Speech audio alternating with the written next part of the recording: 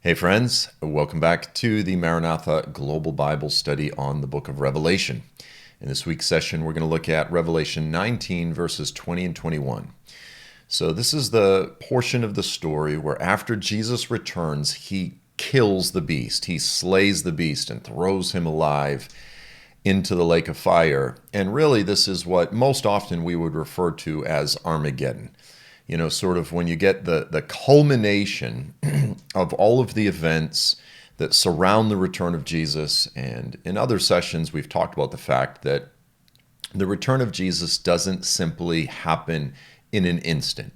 It's not just he returns from heaven, snaps his fingers, the Antichrist is killed, and it's all over.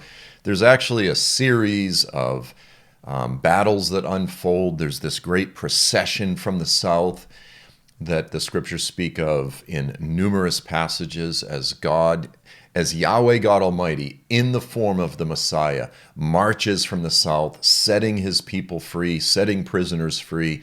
And then when he gets to Jerusalem, that's really the culmination of all of these battles. And that's what we most traditionally refer to as the Battle of Armageddon. Okay, because it's, again, at the end of a series of battles. And so it was in Revelation chapter 16 that we actually have the reference to the nations being gathered to the place that is called Armageddon, or Armageddon, depending on sort of which translation, English translation you're using.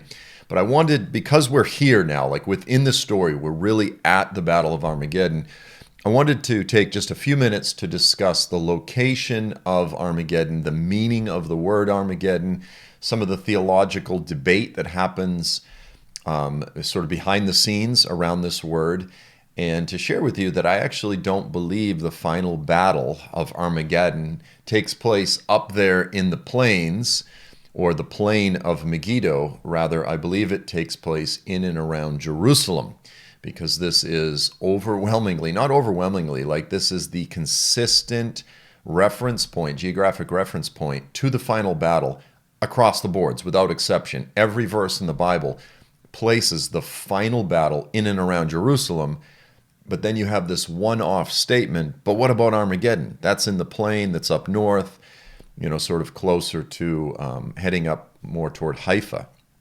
Okay, so I'm going to go ahead and read the first two verses, and then we're going to sort of jump in and tease out this issue of Armageddon.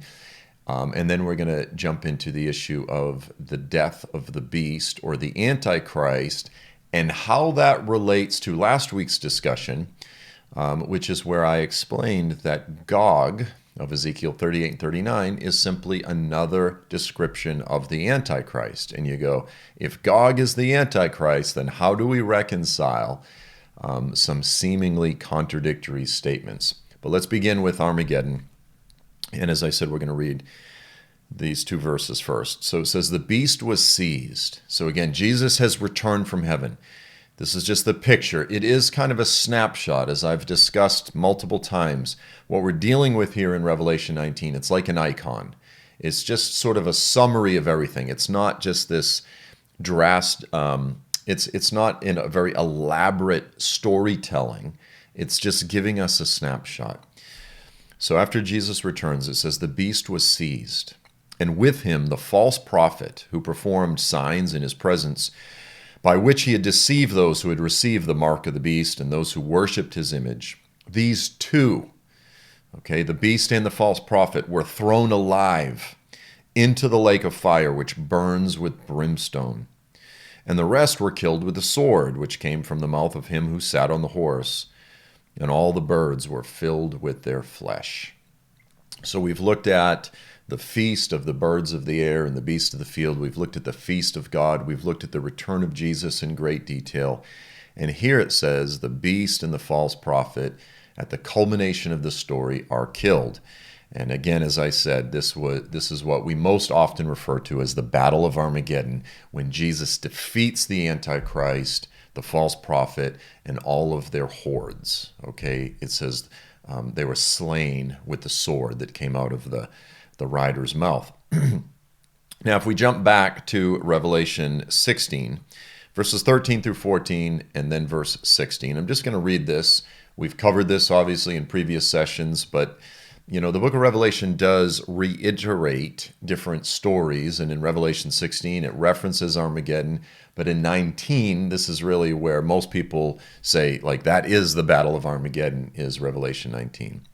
So it says, beginning in verse 13, chapter 16, "And I saw coming out of the mouth of the dragon, and out of the mouth of the beast," okay, again, same characters, "and out of the mouth of the false prophet, 3 unclean spirits, like frogs, and they are spirits of demons performing signs, which go out to the kings of the whole world to gather them together for the war of the great day of God Almighty. And they gathered together to the place which in Hebrew is called Armageddon." Okay, that's the New American Standard. Some translations will just say Armageddon. Some will say Har, which means mountain, Megiddon. And so again, you have this location because the word in Hebrew, Megiddon, is often associated with the Hebrew word Megiddo. It's not the exact same word, but it's similar. And then you have the prefix, or you have the word Har beforehand. Har Megiddon. Har in Hebrew means mountain. So people say, well, this is the mountain of Megiddo. The problem, there's actually a few problems here. The problem is there is no mountain of Megiddo. It doesn't exist. There's no such thing.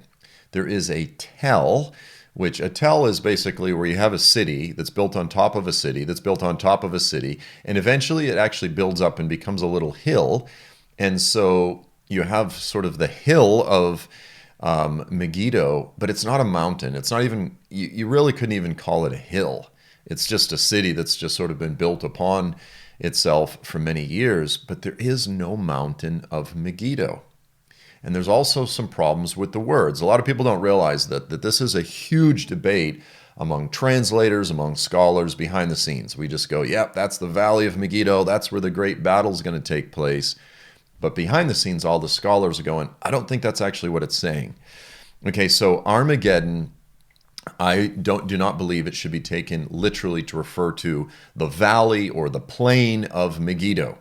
Again, that's sort of up in Israel, heading over more toward Haifa, the valley of what's called, I'm going to botch this, but I think it's Esraelidon or something along that line.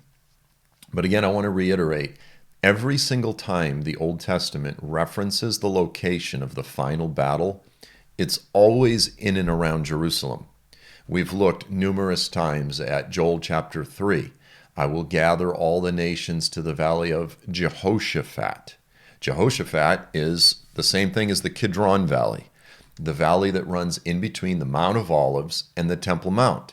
If you go there today, you have the tomb of Jehoshaphat in the valley of Jehoshaphat, also known as the Kidron Valley.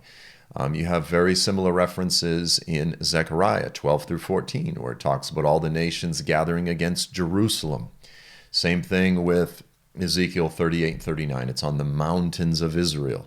And on and on and on throughout Daniel. They all gather against the holy city. Okay, so without exception, every single Old Testament reference to the final battle is Jerusalem. So you go, what do you do with this Armageddon? And again, there is no mountain of Megiddo, and there are problems with the actual Hebrew word in terms of understanding it properly. Revelation 14, verse 20, also in the very book of Revelation, places the final battle up in some valley in Israel, up in some plain in Israel. No, it places it basically in the vicinity of Jerusalem. It says this, the winepress. The winepress was trodden, where? Outside the city. What city? Jerusalem. And blood came out from the winepress up to the horses' bridles for a distance of 200 miles. Again, I don't believe that's literal. I don't believe that's even possible for there to be that much bloodshed to, be this deep for 200 miles. It's symbolic. Okay, so as I said, there is no such thing as the mountain of Megiddon. Megiddon is most frequently associated with the Hebrew word Megiddo. Megiddo, to be very clear, it was an ancient city on the northern side of the Carmel Ridge or the Carmel Plains, and it's an incredibly strategic pass. I want to be clear. if we're dealing with massive battles and armies in the land of Israel, yes, it's a very, very strategic pass between the coastal plain, okay, so the coastal plains pushing toward Haifa and what's referred to as the valley of Esdraelon. Okay, I did botch that earlier.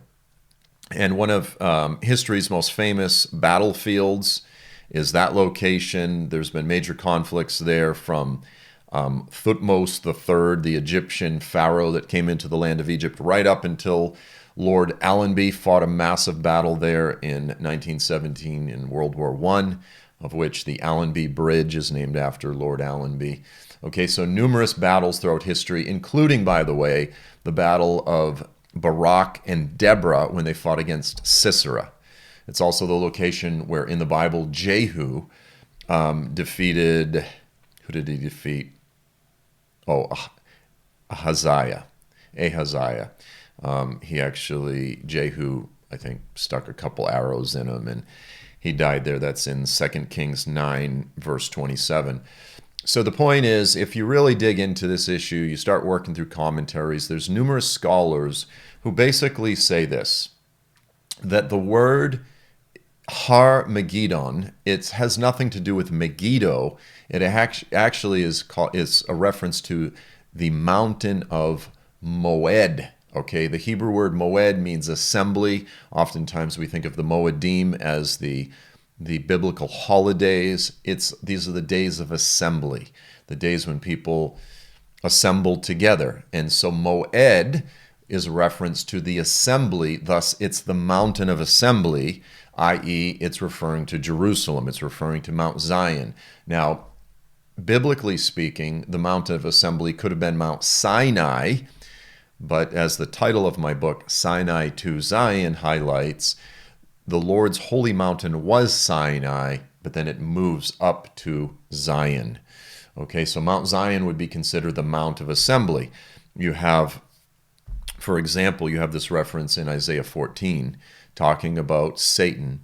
It says, "But you said in your heart, I will ascend. I will ascend to heaven. I will raise my throne above the stars of God, and I will sit on the Har Moed, the Mount of Assembly in the recesses of the north." This is talking about Mount Zion. Okay, Satan has always wanted the throne of David. He has always wanted Jesus's seat. He has always wanted Jesus's throne, which will forever be on Mount Zion. The Lord says, "This is the mountain that I have chosen for my feet to dwell forever." So this is an interesting discussion. Again, it's really neither here nor there. I mean, it's not something to greatly argue about. There's so many people with regard to the end times. They want a timeline. They want a map. They want a chart. They want to understand every single last detail, a timeline of how it's all going to unfold. And I really don't believe the Lord wants us to understand every detail. He wants us to understand the general story. And the general storyline revolves around Jerusalem. And the final battles revolve around Jerusalem, the throne of David. This is the location that Jesus is ultimately coming back to restore the throne of David. As it says in Luke chapter 1, when Gabriel appeared to little Mary, he says, "He will be called the Son of the Most High, and he will reign over the house of Jacob," okay, over the house of Jacob, "and on the throne of David forever." Jesus is coming back to restore the royal Jewish monarchy, the royal Davidic throne. When we say the throne of David, that's the same thing as the Jewish monarchy. Jesus is coming back to restore that, and he will, yes, rule over the land of Israel and over the kingdom of Israel, but ultimately over the whole earth, okay? To him will be the obedience of the peoples. Okay, so now let's shift our focus to the death of the Antichrist. We've gotten to the part of the story where the beast and the false prophet and all of their armies are killed. The problem, however, apologize, I've got something in my eye. The problem is in a previous session, I discussed the fact that the Antichrist and Gog of Ezekiel 38 and 39 are the same individual. Now, before we get here, in the next chapter, Revelation 20, it does reference Gog and Magog again. And a lot of people are going to be going, what about that? What about that passage? We're going to get to that. We're going to talk about that, but not in this session. So once you say that Ezekiel 38 and 39, the great dictator, the great invader, Gog, of that oracle, is the same as the beast of Revelation, you run into what many people see as a contradiction. So I'm actually going to go ahead and just read these two verses again, and then I'll explain the sort of the debate or the problem, and then we'll unpack it. So again, the beast was seized, and with him the false prophet who performed the signs in his presence by which he deceived those who had received the mark of the beast and those who had worshipped the image. These two, the beast and the false prophet, were thrown alive. This is the key.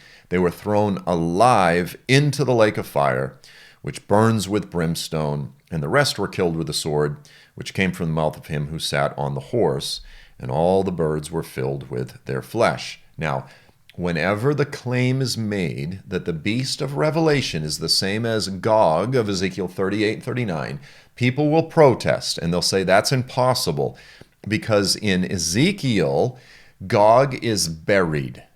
But in Revelation, the beast is thrown alive into the lake of fire. So how can someone be thrown alive into the lake of fire, but also be buried? And then they say, see, they cannot be the same individual. Very, very common argument. So I'll actually go ahead and just read the verse in Ezekiel where the burial of Gog is described.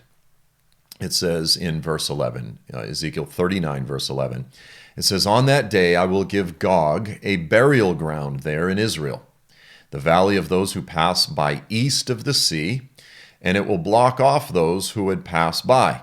So they will bury Gog there with all of his hordes, and they will call it the valley of Haman Gog. Okay, so clearly Gog will be buried. Now, by the way, the location of this there's probably some debate, but when it says east of the sea, it's believed that it's actually east of the Dead Sea, and it's actually in the modern-day land of Jordan. That's a possibility. I'm not going to get into a great discussion concerning the location, but the point is this. Gog and all of his hordes will be buried in this particular valley. Again, it doesn't say they'll be immediately buried there, but ultimately they will be given a burial. So on one hand, you have the beast is thrown alive into the lake of fire. On the other hand, it says that Gog is buried. So as I said, you'll have numerous people that say they cannot be the same individual. Let's look at a handful of verses that prove that the Antichrist will in fact be killed. He will not be preserved alive. He will not go into hell still alive. That there are various ways to explain this, but we need to begin by showing the various scriptural passages that do prove very clearly, emphatically, repeatedly, that the Antichrist will be killed. Okay, ultimately he will be killed, and his body, it's said, will be buried in a mass grave, which is pretty much exactly what it describes in Ezekiel 39, verse 11. So the first passage that we'll look at is Habakkuk chapter 3. This is describing Jesus after he returns, marching from the south, slaughtering his enemies. Plague goes before him. Pestilence follows in his steps. He looks, he surveys the earth. They flee from his gleaming spears. And it's a beautiful passage that describes the procession of Jesus from the south up to Jerusalem. It says, you went forth, or you will go forth, for the salvation of your people, for the salvation of your anointed, or your anointed ones. And then it says this, you will strike the head of the house of evil, to lay him open from thigh to neck. So who is the house of evil? And this whole storyline, by the way, it goes all the way back to Genesis 3:15. The skull crusher is going to crush the head of Satan. Jesus is the snake crusher, the skull crusher. That theme permeates so many of the messianic prophecies throughout the scriptures. Psalm 110, he will slay kings on the day of his wrath. He will crush kings on the day of his wrath, heaping up the corpses, the bodies throughout the whole earth. Numerous references like this here. Jesus is described as striking or crushing the head of the house of evil to lay him open from thigh to neck. This is a reference to the Antichrist. It says, you will pierce him with your own spears, the head of his throngs. In other words, all of his hordes will be slain. They stormed in to scatter us. Their exaltation, well, actually, I should just cut those verses. So there's one reference in Habakkuk where the Antichrist and his hordes are killed. Isaiah 11. Isaiah is pretty close to the same time frame as Habakkuk. Isaiah 11, verse 4, it says, but with righteousness, speaking of Jesus, he will judge the poor and decide with fairness for the afflicted of the earth. I just have to highlight the fact that, remember, when Jesus comes back, he comes back with righteousness to execute judgment on behalf of the poor, the meek, the lowly, and he will come to adjudicate with fairness and justice on behalf of the afflicted. He doesn't come back for the proud, the lofty, the exalted, and the great men of the earth. He comes back for the little ones like us. Let's never, ever forget that. And then it says he will strike the earth with the rod of his mouth, and with the breath of his lips he will slay the wicked. Now you go, well, it doesn't say the Antichrist here, but Paul the Apostle quotes this and applies it to the Antichrist. 2 Thessalonians 2, verse 8. He says, then the lawless one will be revealed, that's the Antichrist, whom the Lord will slay with the breath of his mouth and bring to an end by the appearance of his coming. And actually, I didn't quote it here. Yeah, he calls it the lawless one. Okay, so he will slay him by the appearance of his coming. Okay, now Isaiah 14, this is really the big one, and we need to tease this out because so many people miss this. Again, Isaiah 14, it's an amazing chapter in that it starts out by rebuking the king of Babylon, but as it's rebuking this human king of Babylon, it sort of just bleeds into becoming an oracle against the Antichrist, and then it ultimately even is an oracle against Satan himself.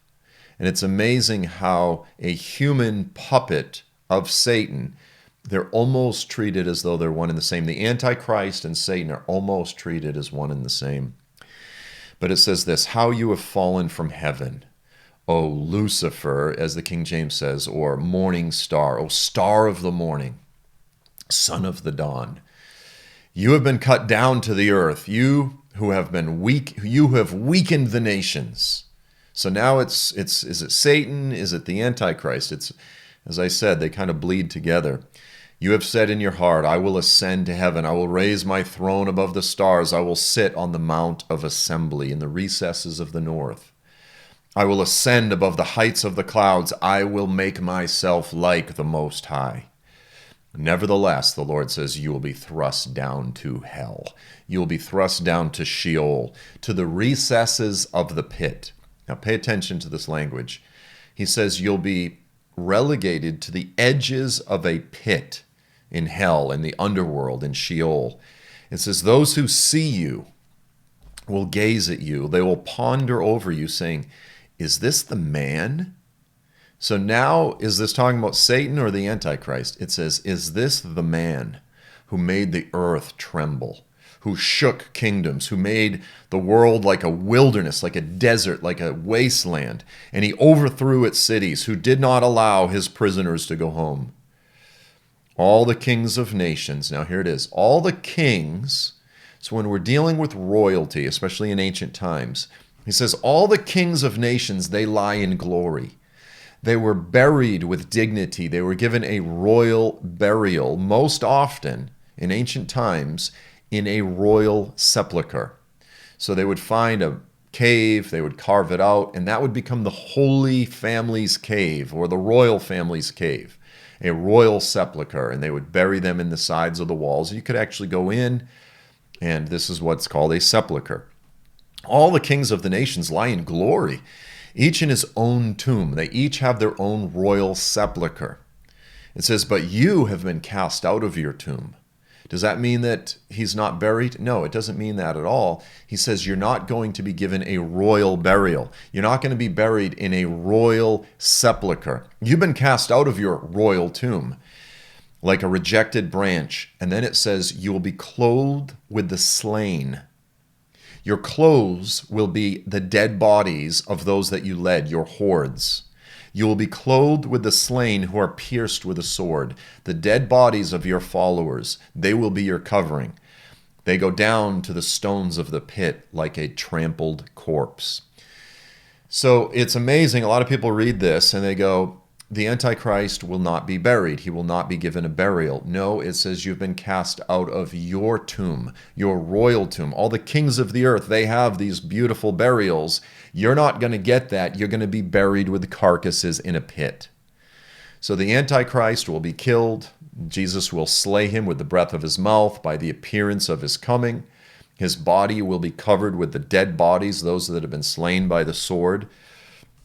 And then you also have a reference, finally, in Daniel chapter 7. It says, then I kept looking because of the sound of the boastful words which the little horn was speaking. Who's the little horn? The little horn is the Antichrist. I saw this little horn. He's boasting. And he says, I kept looking until the beast was slain, and its body was destroyed and given to the burning fire. Now, some people could argue, and they'd say, well, this is actually not talking about the Antichrist. When it says the beast, it's referring to the empire.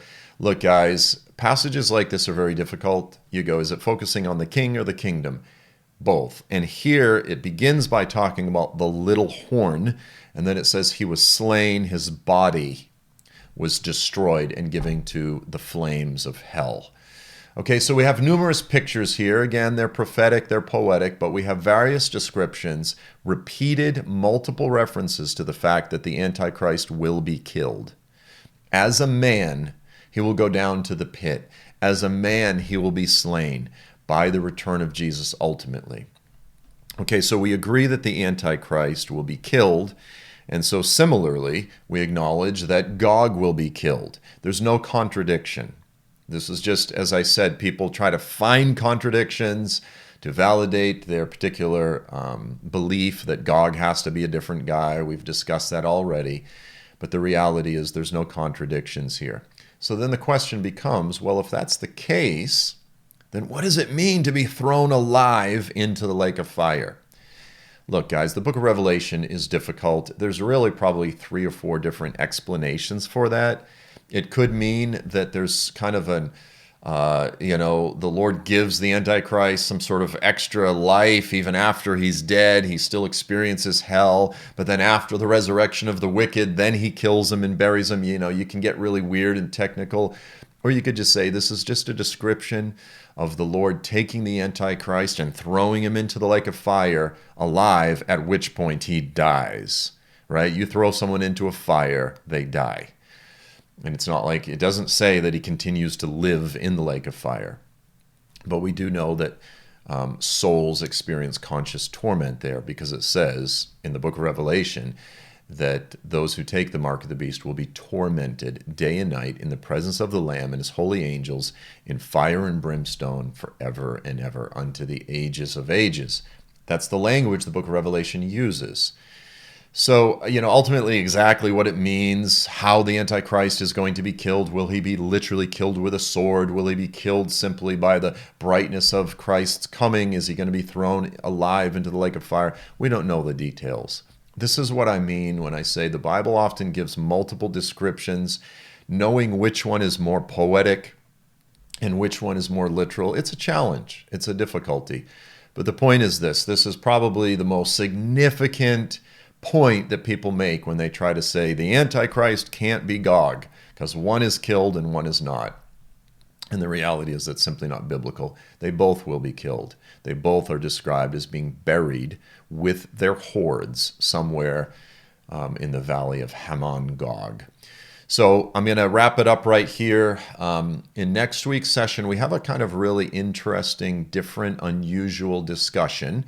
But we're going to discuss this issue of the kings of the earth gathering together against the rider on the horse. The notion that when Jesus returns from heaven, There's actually a bunch of kings and armies that are crazy, that are deceived enough that they would actually think they can beat him in a battle. And you go, what in the world are they thinking? So this is going to be a fun one.